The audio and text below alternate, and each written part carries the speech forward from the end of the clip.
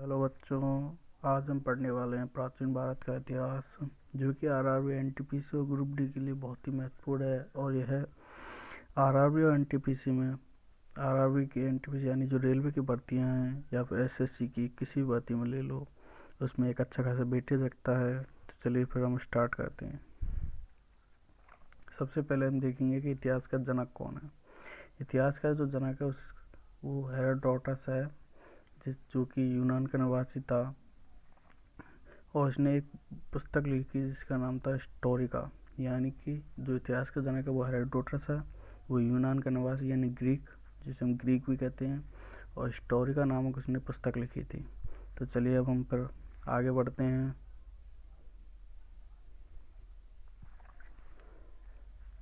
अब हम इतिहास का वर्गीकरण देखेंगे, यानी क्लासिफिकेशन ऑफ हिस्ट्री। सबसे पहला काल है वो है प्रागैतिहासिक काल, यानी प्री हिस्टोरिक पीरियड, जिसके कि हमें लिखित साक्ष्य नहीं मिले, नो रिटन एविडेंस। यानी कि जो प्रागैतिहासिक काल है उसके हमें कोई भी लिखित साक्ष्य या फिर कहीं की कोई भी ऐसा प्रमाण नहीं मिला है जिससे कि हमें इसके बारे में पता चल सके। केवल कुछ ऐसे ही साक्ष्य मिले हैं। दूसरा काल है आद्य ऐतिहासिक काल, यानी कि प्री हिस्टोरिक पीरियड, जिसके कि लिखित साक्ष्य मिले हैं लेकिन उन्हें पढ़ा नहीं जा सका, यानी कि written evidence found but unreadable. यानी कि आप कह सकते हैं कि आद्य ऐतिहासिक काल के हमें साक्ष्य तो मिले हैं लेकिन उनको पढ़ा नहीं जा सका है। जैसे कि सिंधु घाटी सभ्यता, उसमें हमें साक्ष्य तो मिले हैं लेकिन उनको पढ़ा नहीं जा सका क्योंकि उनकी भाषा ही ऐसी थी। अब जैसे कि आप देख लो, उन पर ऐसे अक्षर बने हुए हैं। उसका क्या मतलब है? ये केवल भाव चित्रात्मक हो सकती है, ये उस समय के भाव को लेकर बनाए गए थे। तो ये हो गया आद्य ऐतिहासिक काल। दूसरा है ऐतिहासिक, यानी कि हिस्टोरिक पीरियड, जिसके साक्ष्यों को पढ़ा जा सकता है। यहाँ हिस्टोरिक काल जैसे कि वेद हो गए हमारे, ये ऐतिहासिक काल के अंतर्गत आते हैं क्योंकि उनको हम बाद में इनको पढ़ा जा चुका है, ऐतिहासिक काल। चलिए आगे चलते हैं।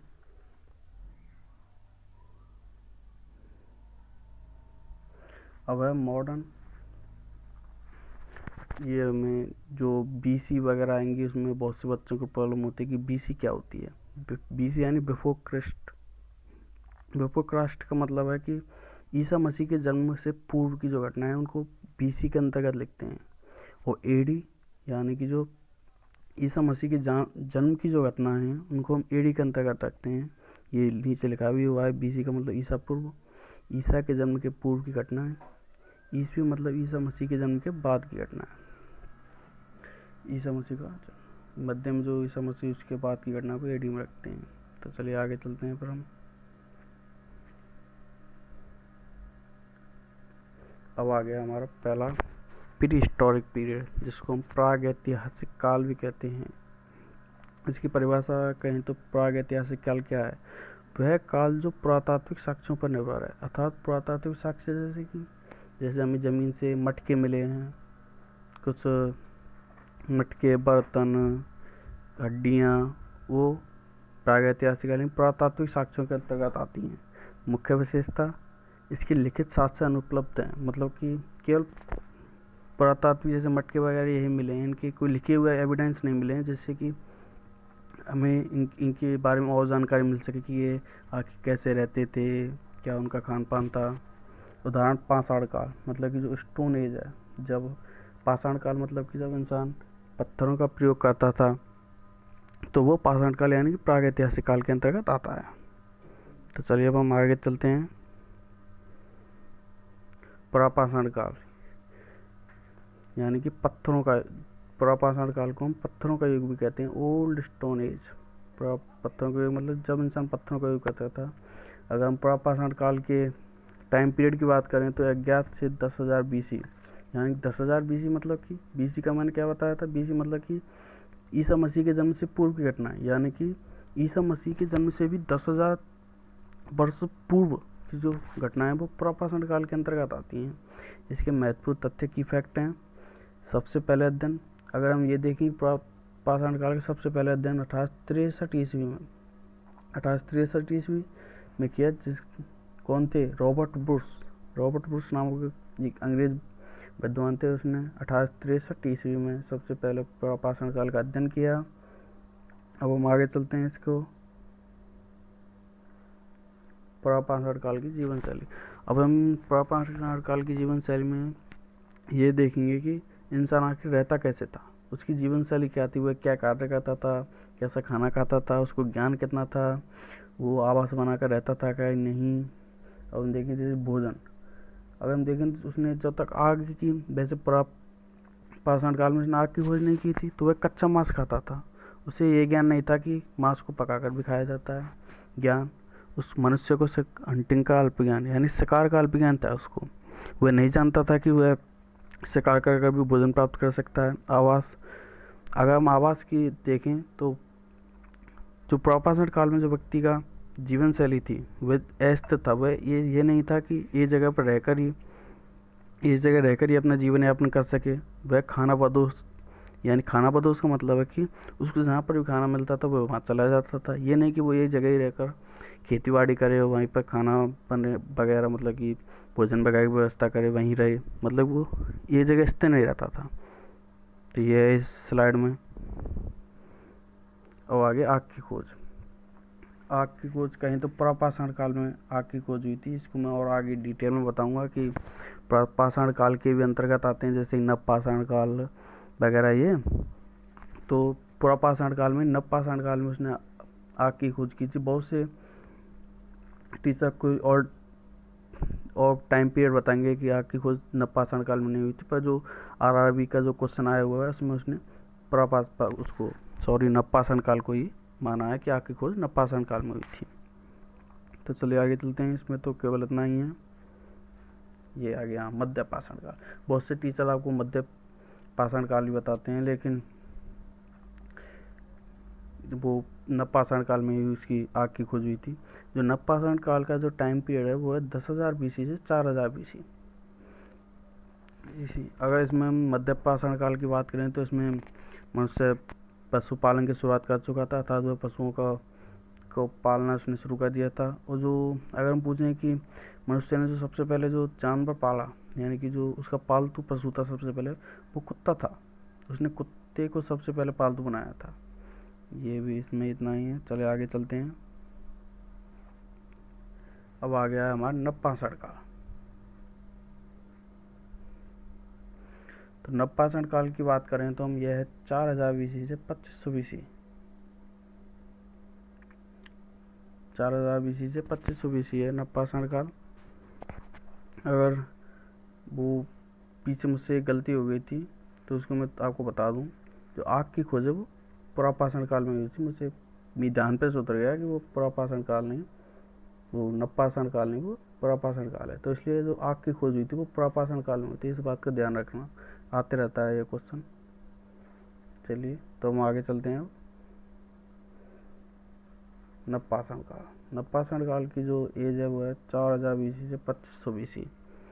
इसमें मनुष्य कृषि का प्रारंभ कर चुका था। कृषि में जो मनुष्य ने पहली फसल बोई थी वो जौ थी, मतलब कि उसने जौ फसल को सबसे पहले बोया। बहुत से लोग कहते हैं कि गेहूँ बोई थी, लेकिन उसने जो सबसे पहली जो फसल बोई थी, क्योंकि जौ के साक्ष्य जो हैं वो बहुत सी वहाँ से मिले हैं, जो खेत जुते हुए मिले हैं वहाँ से जौ के साक्ष्य मिले हैं। इसलिए जो नवपाषाण काल में जो जब उसने पहली बार कृषि की थी तो उसने जौ की कृषि की थी। अब हम एक नज़र में जो पीछे हमने जो कुछ भी पढ़ा है उसको देख लेते हैं कि पुरापाषाण काल में उसने आग की खोज की थी।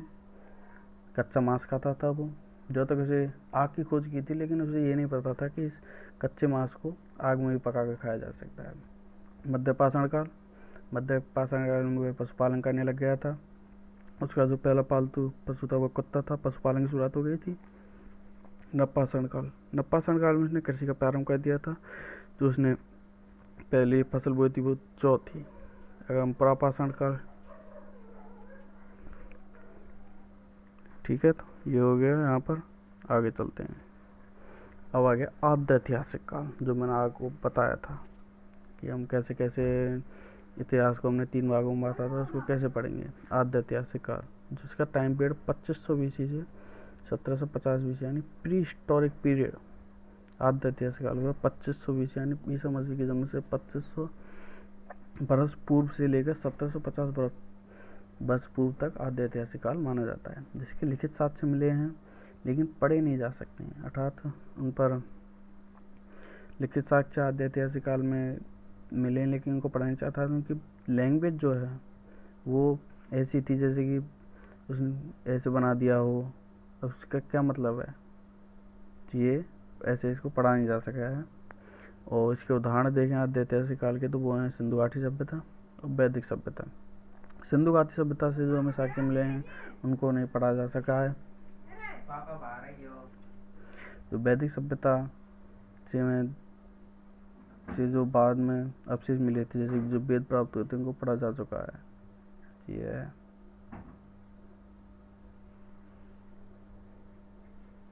वह ऐतिहासिक काल, हिस्टोरिक पीरियड। ऐतिहासिक काल के साक्ष्यों को पढ़ा गया। एविडेंस वाज रीड, मतलब इनके जो साक्ष्य मिले उनसे ऐतिहासिक काल के जो हमें साक्ष्य मिले उनमें पुरातात्विक और साहित्यिक दोनों साक्ष्य उपलब्ध हैं। तो पुरातात्विक देखें तो हम पुरातात्विक जैसे कि भवन वगैरह बने हुए मिले हैं, पुस्तकें लिखी हुई मिली हैं, उनको पढ़ा हुए पुस्तकों से को पढ़ा जा चुका है, पढ़ सकते हैं। और उनके ये साक्ष्य मिले हैं, इनको देखकर हमें पता लग जाता है कि वो उनके मकान घर कैसे थे, वह किस प्रकार की ईंटों का प्रयोग करते थे। तो ये है। आगे चलते हैं। ऐतिहासिक काल का विभाजन। अगर हम देखें ऐतिहासिक काल को मैंने बताया, ऐतिहासिक काल का विभाजन मध्यकालीन इतिहास, मतलब कि ऐतिहासिक काल में हम मध्यकालीन इतिहास को लेते हैं जो कि 712 एडी से, यानी कि ईसा मसीह के जन्म से 712 साल बाद से 1707 एडी यानी 1707 ईस्वी तक माना जाता है मध्यकालीन इतिहास, यानी कि ऐतिहासिक काल। ऐतिहासिक काल को मध्यकालीन इतिहास और आधुनिक इतिहास इसमें बांट लेते हैं। तो 1712 से 1707 तक तो हो गया ऐतिहासिक काल, जो कि 1712 यानी उस समय मोहम्मद बिन कासिम ने भारत पर आक्रमण किया था, इसलिए इस काल की शुरुआत तभी से मान लेते हैं। और 1707 में मुगल साम्राज्य के एक शासक हुए हैं औरंगजेब, उनकी मृत्यु हुई थी, तब तक ऐतिहासिक मध्यकालीन इतिहास को माना जाता है। आगे चलते हैं।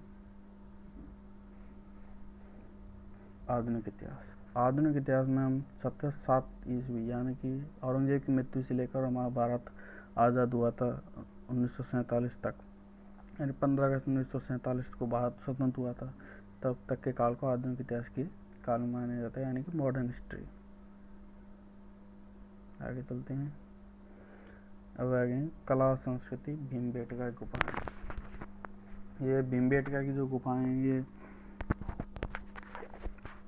इनमें साक्ष्य जो मिले हैं, ये भीमबेटका की गुफाएं मध्य प्रदेश के रायसेन जिले में स्थित हैं, जो कि विंध्य पर्वतमाला से घिरी हुई हैं। ये शैल चित्रकारी अर्थात इनमें जो चित्रकारी मिले हुए भाव चित्रात्मक है। जैसे कि इसमें अगर हम बात करें तो मैं आगे की स्लाइडों में है, लेकिन आपको यहीं बता देता हूँ। इसमें रेड और ग्रीन रंग का प्रयोग किया गया है भीमबेटका गुफाओं में। आगे चलते हैं। भीमबेटका एक महान खोज।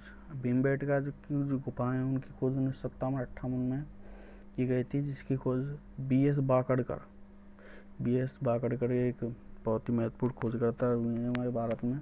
उन्होंने इसकी खोज की थी। जो आप देख रहे हैं पीछे के चित्रों में, जैसे कि इन चित्रों में जानवरों के चित्र बने हुए हैं।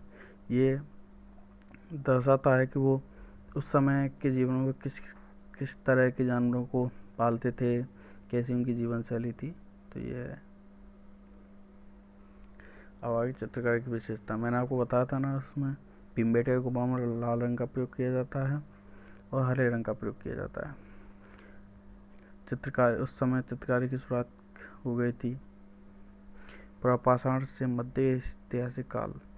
ये जो भीमबेटका की गुफाएं हैं, ये पुरापाषाण काल से संबंधित हैं, जो कि मध्य ऐतिहासिक काल तक अर्थात पुरापाषाण से लेकर मध्य ऐतिहासिक काल तक इनमें चित्रकारी होती रही थी। निरंतरता का मतलब यही है कि पुरापाषाण काल से मध्य ऐतिहासिक काल तक चित्रकारी होती रही। आगे चलते हैं। महत्व और मान्यताएं। ये महाभारतकालीन गुफाएं हैं।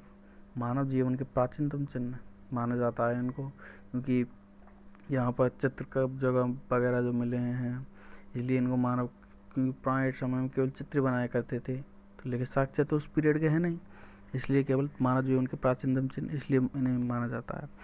इस भीमबेटका की गुफाओं को 2003 में यूनेस्को ने अपनी विश्व विरासत सूची में शामिल किया था और उसकी खोज 57-58 में हुई थी BS बाकाटकर द्वारा। एक बात पिछले जो हमने पढ़ा उसको सबको रिवाइज कर लेते हैं। इतिहास के पिता हेरोडोटस, इनकी एक बुक थी हिस्टोरिका, जो कि यूनान और ग्रीक के निवासी थे। आग की, अगर क्वेश्चन आया कि आग की खोज किसने की थी, तो इसका आंसर पुरापाषाण काल होगा। वो मुझसे पीछे गलत भूल गया था कि नवपाषाण काल, लेकिन इसका आंसर पुरापाषाण काल होगा। पहला पालतू पशु कुत्ता, किसी और पहली फसल नवपाषाण काल में आई थी, जो कि सबसे पहली जो फसल इंसान में हुई थी वो जौ थी। भीमबेटका गुफाओं की खोज BS बाकाटकर ने की थी 57-58 में। और 2003 में इन गुफाओं को यूनेस्को की विश्व विरासत सूची में शामिल कर लिया गया है, जिनमें रेड और ग्रीन रंग का प्रयोग होता था। आगे चलते हैं। अब प्राचीन भारत का इतिहास, इंडियन हिस्ट्री, ये कंप्लीट स्टडी नोट, कोई दिक्कत नहीं है इसमें। चलिए आगे चलते हैं इससे। मध्यपाषाण काल, जब से पहले हम पुरापाषाण काल की बात चली, तो पुरापाषाण के काल के अंतर्गत आते हैं वो मध्यपाषाण काल, नवपाषाण काल, ये सब प्रागैतिहासिक काल के अंतर्गत। अब आ गया मध्यपाषाण काल, लघु पाषाण काल, या फिर इसे हम मिडिल स्टोन एज भी कहते हैं। इसमें इंसान तीर कमान का प्रयोग करना सीख गया था, शिकार का पूर्ण ज्ञान हो गया था, फुल नॉलेज ऑफ हंटिंग। पशुपालन की शुरुआत, इसमें पशुपालन के साक्ष्य मिले हैं, अर्थात पशुपालन की शुरुआत मध्यपाषाण काल में हो गई थी, जिसके साक्ष्य हैं आदमगढ़, मध्य प्रदेश। आदमगढ़ जो मध्य प्रदेश में जो हमें प्राचीन सभ्यता मिली है, उसमें जो व्यक्ति रहते थे, अर्थात जो मनुष्य निवास करते थे, वो पशुपालन भी जानते थे, क्योंकि वहाँ से पशुओं के साक्ष्य मिले हैं। ऐसे ही बागौर हमारे राजस्थान में एक गुफा नहीं, मतलब कि प्राचीन सभ्यता है, वहाँ से भी पशुपालन के साक्ष्य मिले हैं। तकनीकी विकास, मिट्टी के बर्तन, अर्थात मध्यपाषाण काल में इंसान बर्तन बनाना सीख चुके थे। इसके बर्तन बनाने के जो साक्ष्य हैं वो प्रयागराज, हमारी यूपी, वहाँ से मिले हैं। कि उस समय के जो प्रयागराज यूपी में जो सभ्यता मिली है, उसमें बर्तन बनाने के जो औजार वगैरह वो सब वहाँ पर मिले हैं, कि कैसे बर्तन बनाते थे, चाक वगैरह ऐसे। चलिए आगे चलते हैं। शब्द अपनाने के साक्ष्य, लेकिया मिर्जापुर यूपी में एक जगह है जहाँ से 17 नरकंकाल मिले हैं। अर्थात वो जानते थे कि सबों को वो ऐसे नहीं कि इधर उधर ही फेंक दिए, वो एक प्रक्रिया के द्वारा सबको दफनाते थे। सब दफना की प्रथा की शुरुआत मध्यपाषाण काल से हुई थी।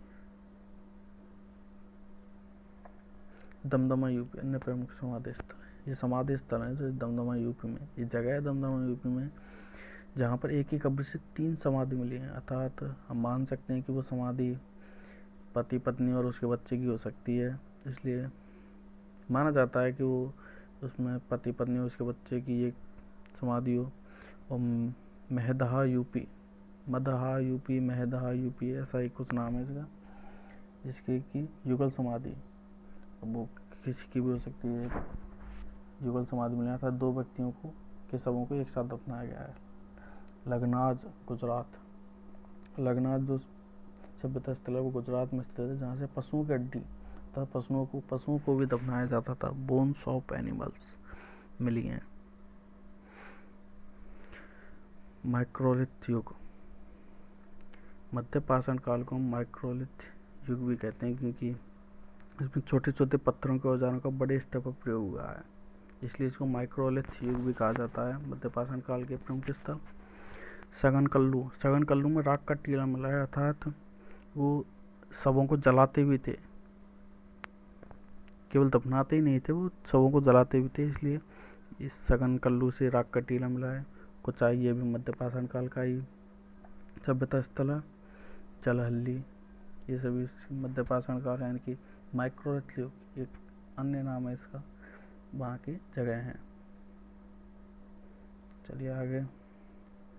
कसी के साक्ष्य, अब आगे नवपाषाण काल की बात करें तो हम इससे कृषि के साक्ष्य मिले हैं, यानी कि एविडेंस ऑफ एग्रीकल्चर।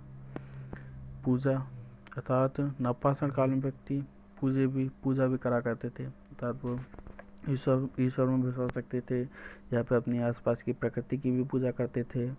मान लेते हैं पहिए का आविष्कार। अगर पहिए क्वेश्चन, महत्वपूर्ण क्वेश्चन है ये, पहिए का आविष्कार किस काल में हुआ था? नवपाषाण काल में। The invention of the wheel, wheel यानी कि पहिया, ऐसी आकृति होती थी उस समय व्हील की।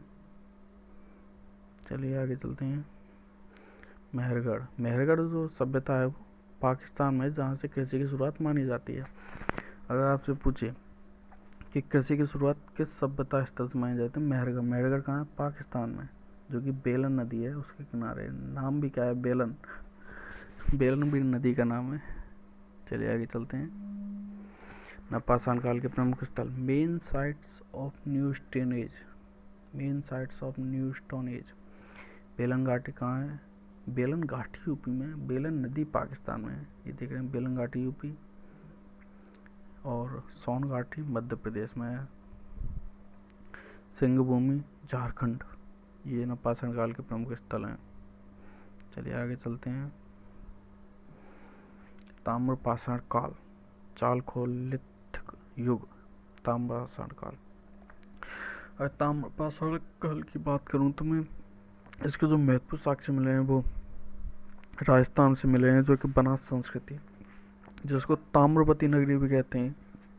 वहाँ इसको ताम्रवती नगरी इसलिए कहते हैं कि वहाँ से तांबे की बहुत सारी चीज़ें प्राप्त हुई हैं, इसलिए उसको ताम्रवती नगरी कहते हैं। ताम्रपाषाण काल में इंसान तांबे का प्रयोग करना अधिक करता था, उसकी बजाय पत्थर की बजाय तांबे का प्रयोग अधिक करता था। अगर लोहे का प्रयोग पूछा जाए तो लोहे का प्रयोग तो व्यक्ति उसमें करता था वैदिक काल में।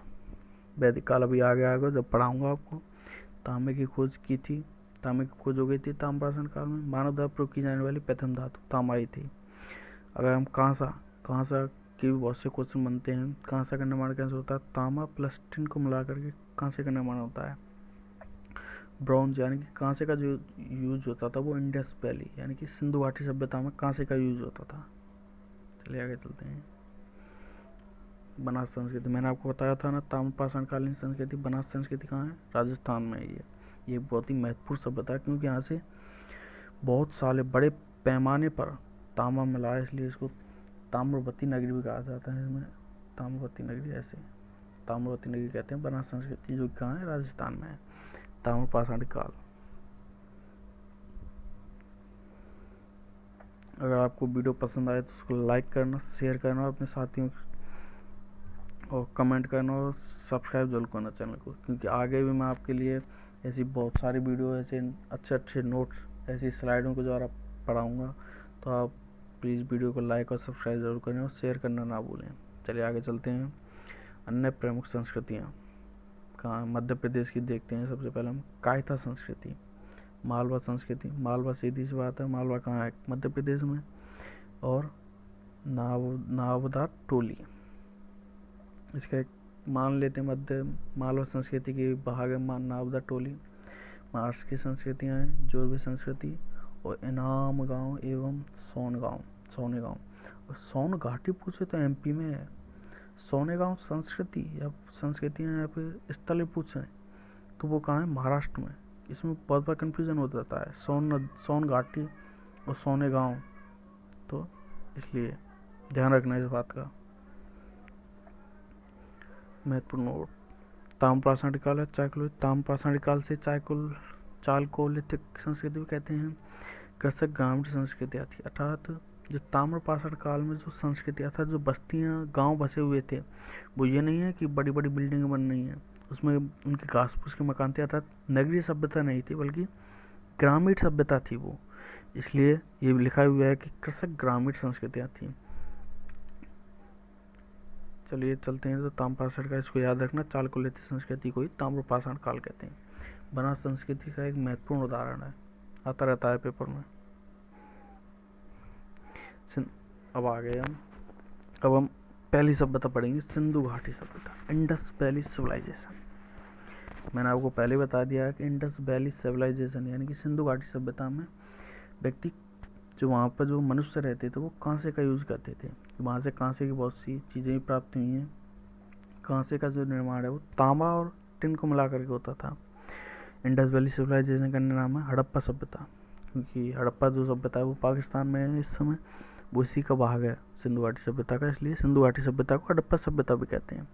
अगर हम सिंधु घाटी सभ्यता के काल की बात करें तो 2500 BC से 1750 BC के मध्य था। मैंने BC को पहले बता दिया है।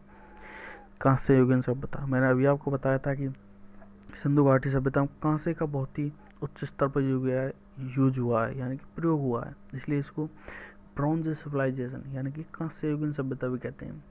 नगरीय सभ्यता, नगरीय सभ्यता यानी कि उसमें ये नहीं कि छोटे छोटे गांव बने हैं, बल्कि उसमें एक बड़ा नगर था, उसमें व्यापार वगैरह भी होते थे, सब चीज़ें होती हैं, इसलिए उसको अर्बन सिविलाइजेशन यानी कि नगरीय सभ्यता भी कहते हैं।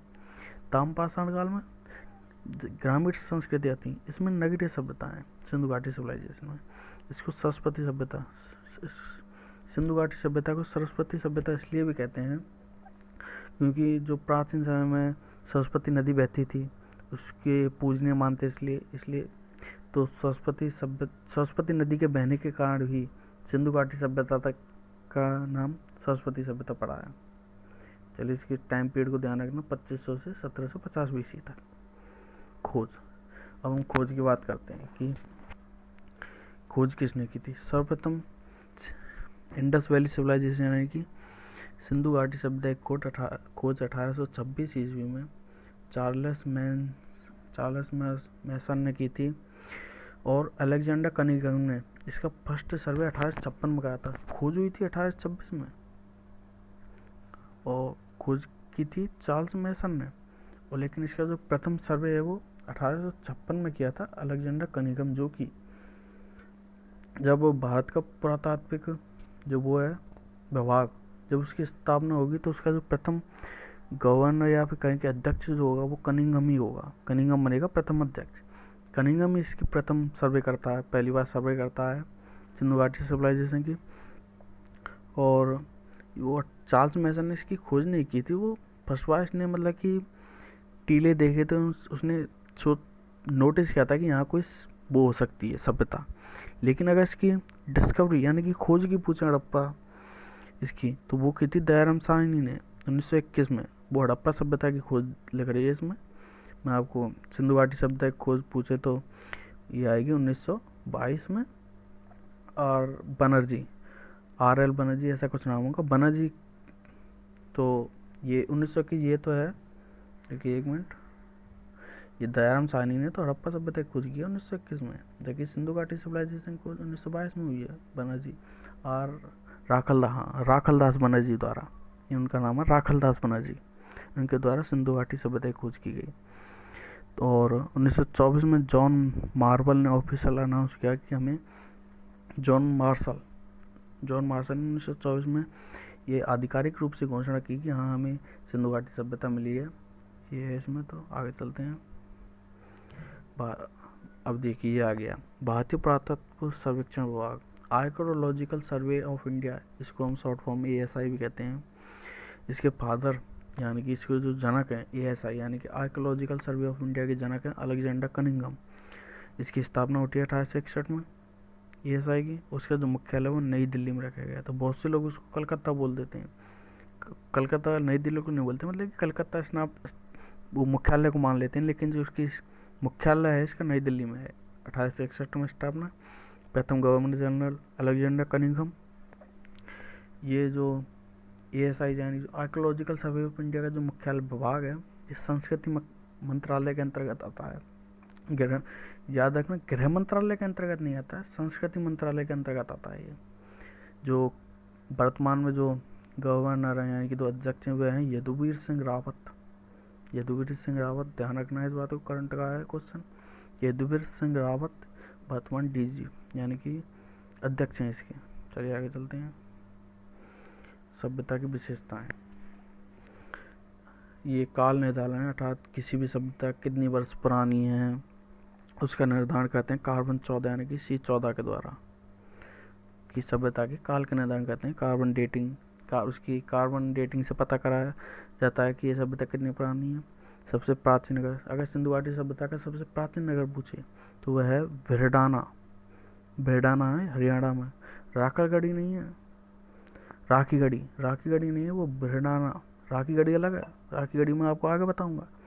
भिरडाना है हरियाणा में, जो कि 7500 BC पुराना है, प्राचीन। 75, इसकी खोज जो हुई है ना, वो ये 2014 में, और ये 7500 BC पुराना है।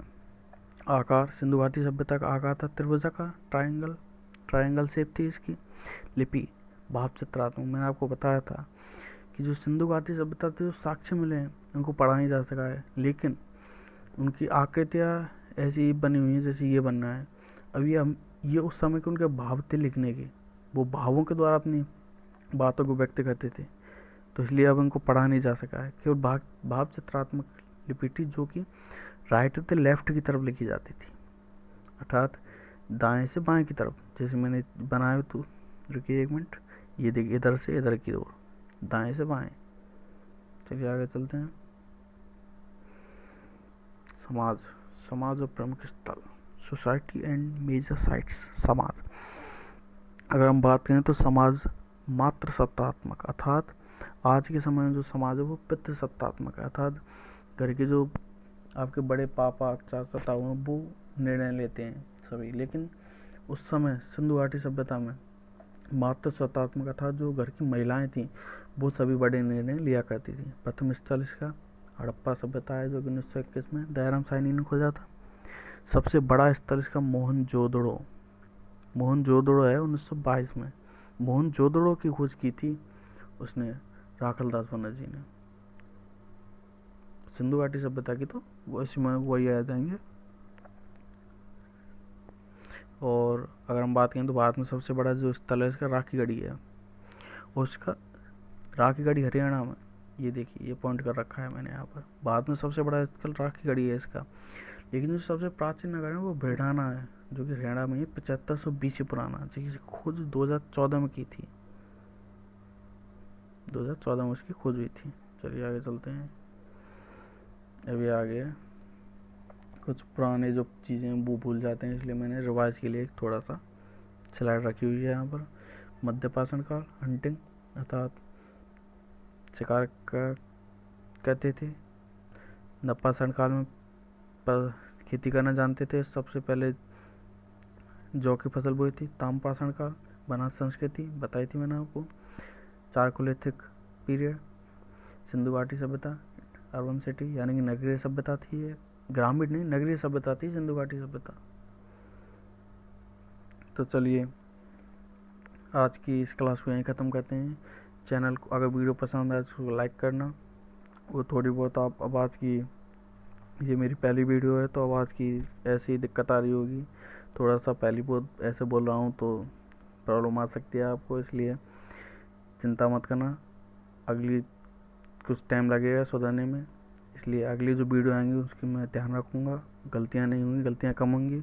इसलिए चैनल को लाइक करना, सब्सक्राइब करना और अपने दोस्तों में शेयर करना। कमेंट करना कि वीडियो कैसे लगा। अगर कमेंट कर दोगे तो अगला पार्ट इस वीडियो का आ जाएगा। कमेंट कर दो वैसे तो पार्ट तो भी आएगा, इसलिए सब्सक्राइब जरूर करना, लाइक करना वीडियो को, कमेंट करना। Okay, tata bye bye, see you, फिर मिलते हैं, बाय।